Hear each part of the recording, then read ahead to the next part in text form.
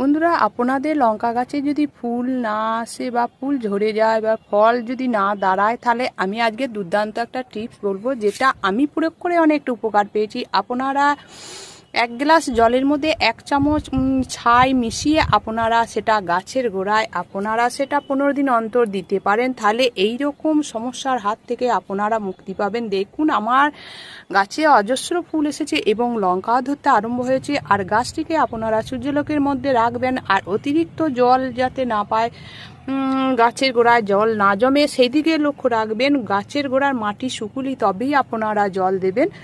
দেখুন, গাছ ভর্তি কি সুন্দর লঙ্কা ধরে আছে, এত সুন্দর লঙ্কা ধরেছে দেখে বুঝতে পাচ্ছেন যতগুলো ডাল আছে ততগুলো লঙ্কায় ভর্তি।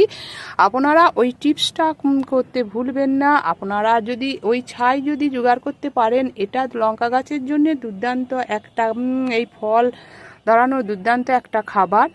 তাই ভিডিওটি ভালো লাগলে প্রচুর লাইক করবেন, কমেন্ট করবেন এবং সাবস্ক্রাইব করে আমার সবুজ বিলা ইউটিউব চ্যানেলের পাশে থাকবেন।